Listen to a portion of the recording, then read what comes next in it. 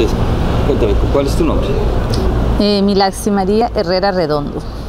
Milaxi, ¿y de dónde vienes? Riohacha, Guajira. Riohacha. Tú obviamente perteneces a pueblo Guayú. Sí. Para ustedes, ¿qué es el río Ranchería especialmente? Hombre, el río Ranchería para el Guayú, hablar de ranchería es hablar de la vida misma, porque es que el ranchería encierra la vida, no solamente del ser guayú, sino todo aquello que hace parte del territorio, la cosmovisión, los animales, la flora, la fauna, todo, eso es ranchería. Entonces, es un vínculo que tenemos los guayú con el ranchería, porque es que el agua es primordial, hace parte de la vida. A ti, un guayú, le puede faltar todo menos el agua, es fundamental para su vida, para cualquier cosa el agua. Puede tener una sola alimentación al día, pero el agua es necesaria. Y en la cosmogonía de las comunidades guayú, ¿qué es el río? La cosmovisión. Para el guayú el río es el espacio, porque incluso hace parte de la espiritualidad para el guayú. El guayú piensa que cuando uno muere, y cuando el espíritu del guayú, cuando muere, va para Jepirachi, su paso tiene que darse por el río, tiene que alimentarse para poder llegar a la Alta Guajira, donde descansa finalmente ese espíritu. Jepirachi es el sitio sagrado donde van a descansar las almas de todos los muertos guayú. Entonces, en la Alta Guajira. Entonces el guayú dice, algo que nosotros cuando veníamos haciendo el trabajo del río Ranchería, el guayú decía, es que si el río desaparece, nuestras almas no van a poder alcanzar a llegar a Jepirachi, porque tienen que dar un paso por el río, ¿sí? Alimentarse del río para poder llegar a su sitio final, que es Jepirachi. ¿Qué otras actividades ustedes tienen con el río? Para pescar. Sí, el río Ranchería, desde su cuenca alta hasta su cuenca baja, tiene un papel primordial, ¿sí? Para la cultura guayú. Los que están en la zona de la cuenca alta, obviamente las actividades agrícolas y pecuarias, que como hacíamos ahorita en la intervención, han ido desapareciendo por la influencia de las multinacionales, el caso del Cerrejón y estas zonas que se encuentran ubicadas en el departamento de La Guajira.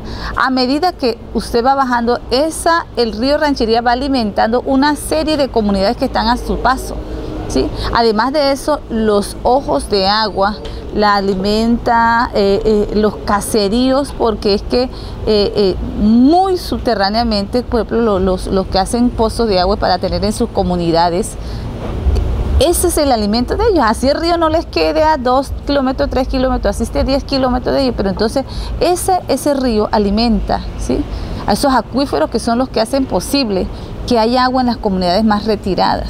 Por eso el río es importante. Y ya obviamente en la zona costera donde el río desemboca en el Mar Caribe, ahí en Riohacha específicamente, por el Rito, entonces hay un enlace, ¿sí? Hay un encuentro del agua salada con el agua dulce, y eso da obviamente otra forma de vida en esa zona del municipio y del departamento de La Guajira. Históricamente, ¿cuál ha sido el cambio o el impacto que ha tenido la megaminería con el río? Yo creo que uno de los cambios que más se ha notado y que la gente no le había prestado atención, porque obviamente la gente estaba, como decíamos, como muy sumisa, como muy dormida, como muy engañada con el cuento de que es que la minería a cielo abierto era lo máximo, era lo mejor que le podía pasar al departamento porque generaba empleos, que eso al final, como decía la intervención, es una falacia, es una mentira, ¿sí? Entonces, ¿qué ha ocurrido? Que durante estos últimos 30 años ha bajado. Primero, desapareció la producción agrícola y pecuaria del departamento. Las personas, las comunidades indígenas y campesinas y comunidades negras que se dedicaban a lo que era el proceso del algodón, ¿sí? A trabajar el algodón, a trabajar el arroz, ¿sí? Al cultivo del arroz y otros productos han ido desapareciendo. ¿sí? Entonces se han ido viendo menguada esa producción agrícola y esa actividad pecuaria, que lo que ha hecho es que obviamente haya más desempleo, porque las personas que se iban a las haciendas, a las comunidades, a los caseríos a trabajar esa actividad, desarrollar esas actividades agrícolas y pecuarias, no era solamente el dueño de la finca o el dueño de la hacienda, sino que alimentaba a otras familias que dependían de esa actividad. Entonces, por eso mismo, eso ha afectado de una manera impresionante la actividad y en lo que tiene que ver el comercio. Al disminuir esa actividad, obviamente la actividad comercial, en el caso de la zona aduanera de Maicao, también se va disminuyendo. Y ya en el tema del desvío del río, ¿cuáles han sido, digamos, las acciones que ustedes han tomado, las principales acciones? Cuando nosotros supimos que el Cerrejón, a través del proyecto Iguoya, tenía planeado desviar 26.2 kilómetros del río Ranchería, obviamente la gente lo primero que dijo, ¿cómo así? Inicialmente, cuando no se había hecho el proceso de sensibilización, la gente decía, no, es que el río me queda lejos, a mí no me afecta. Pero resulta que afecta a los acuíferos. Ese pozo de agua, que era lo que yo le decía, esos acuíferos alimentan esos pozos de agua. Alimenta los molinos de viento que están en comunidades retiradas, 20, 30 kilómetros. ¿Sí? Entonces, cuando vimos eso, comenzamos a hacer un trabajo de sensibilización por comunidades, no solamente indígenas, sino afrodescendientes, el caso del sur del departamento de La Guajira, que está en los sectores de Barranca, Tonuevo, Villanueva, ¿sí? Albania. Hay decirle, oigan, es que si desvían el río, ustedes se van a seguir afectados por esto y esto y esto. Su actividad, la poca actividad agrícola que queda, desaparecería totalmente. Lo otro es, generaría más desplazamiento de comunidades. Y les decíamos, ¿ustedes creen que el hecho de que hayan personas, madres de familia, con fogones en las esquinas de su casa, eso es producto de la minería? Porque es que, vuelvo y le digo, la gente que se desplaza, salía de los diferentes corregimientos y de los pueblos, era trabajar en actividades agrícolas y pecuarias. Entonces, al no haber una actividad comercial, una actividad económica que les mejore sus condiciones de vida, tienen que buscar la forma de satisfacer sus necesidades básicas.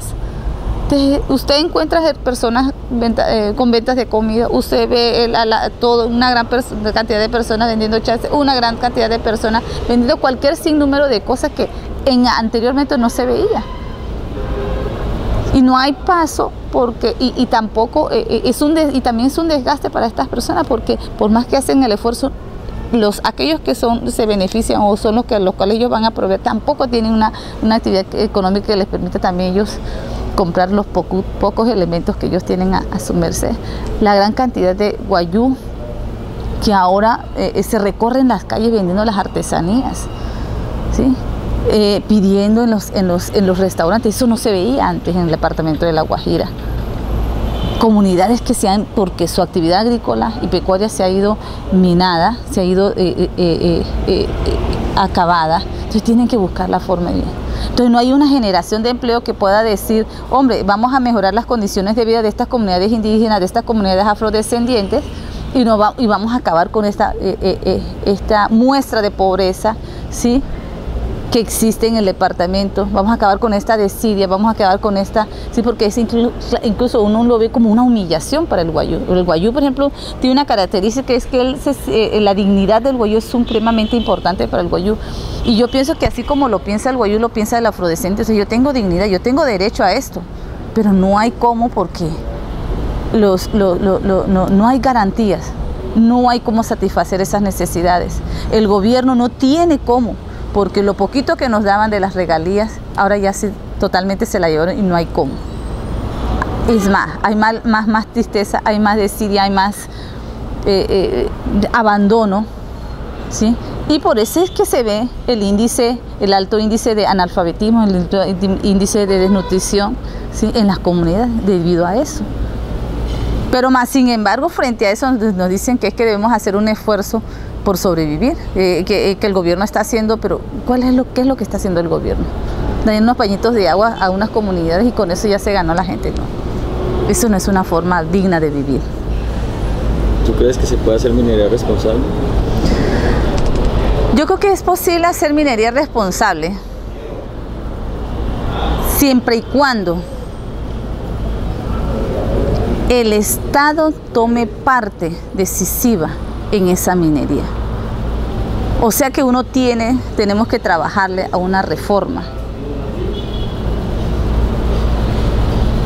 donde el Estado le pueda generar más ingresos, la explotación minera, y no nos quede eso mal llamado regalías, que no nos están regalando nada. Cuando el Estado comience a apropiarse de eso, cuando el Estado comience a generarle esos ingresos, eso va de alguna manera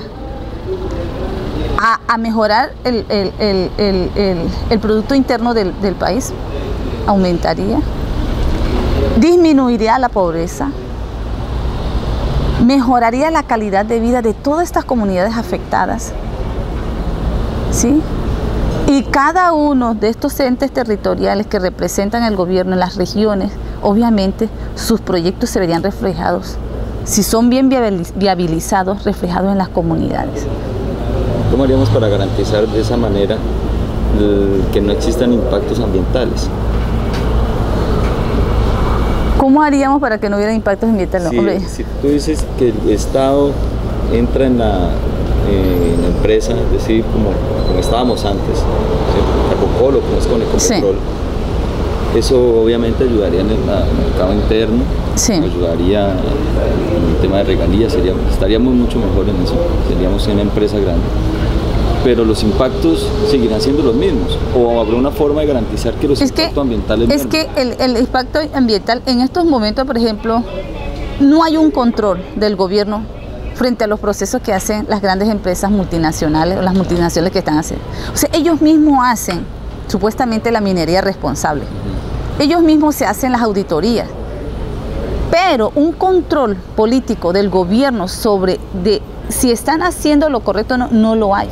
Entonces yo pienso que cuando el gobierno comience, ¿sí?, a apropiarse de eso, cuando cambie todo este modelo que es el que se está implementando, es que podemos llegar a cambiar todo ese proceso.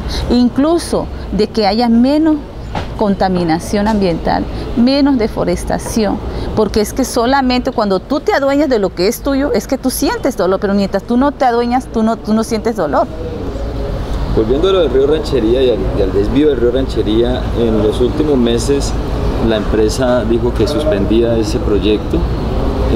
¿Tú crees que es cierto? ¿Por qué crees que suspendió un proyecto que le generaría muchos ingresos?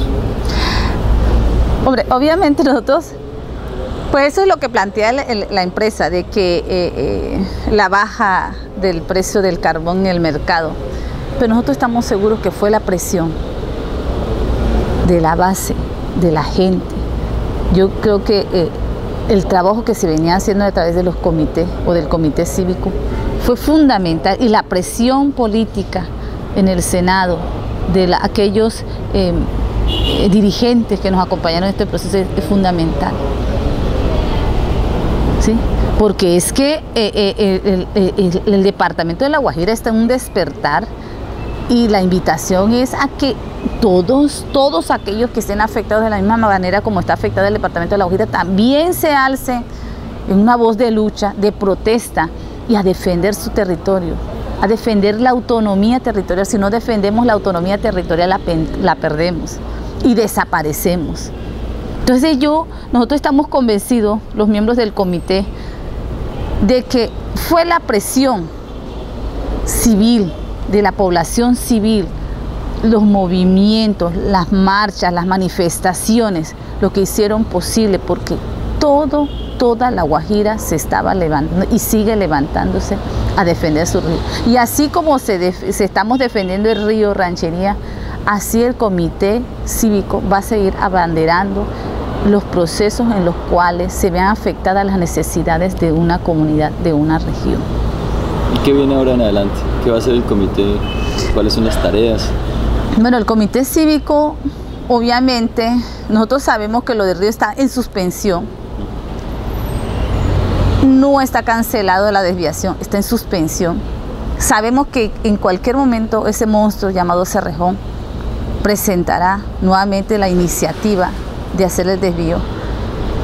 Y estamos y seguimos en el proceso de la sensibilización de las comunidades, de meterle más gente a eso, porque solamente la gente hace que sea posible que eso no se lleve a cabo. Cuando la gente sienta dolor por lo propio, por lo suyo, es que se da cuenta que eso, oye, hay que defenderlo hasta el final, hasta con la vida misma, porque es que el río representa la vida, y si el río representa la vida, con la vida misma hay que defenderlo. Entonces el comité cívico sigue realizando actividades, sigue sensibilizando a las comunidades. Venimos con más tareas, viene el foro que tenemos planeado realizar el próximo 9 y 10, ¿sí? Donde vamos a llevar unos ponentes, ¿sí? De talla nacional e internacional. ¿Sí? Y la idea es de que de ahí se pueda sacar un pliego de peticiones para presentarlo al gobierno nacional, donde se presente y se diga, esto es lo que queremos para el departamento de La Guajira y queremos cambiar esto. Nosotros queremos para La Guajira eso, no esto que usted nos está presentando en estos momentos. No más miseria, no más hambruna, no más muerte, no más desolación, ¿sí? No más contaminación. Queremos esto para el departamento de La Guajira. Si el gobierno no nos presta atención frente a esto, nosotros estamos decididos a irnos a un paro cívico departamental indefinido, con todos los gremios sociales, con todos los sindicatos, todo aquel que se sienta guajiro y quiera ser parte de este proyecto, de esta noble tarea, de una gran tarea, estamos con los brazos abiertos para recibirlo y para que participe de este gran proyecto. Bueno, muchas gracias.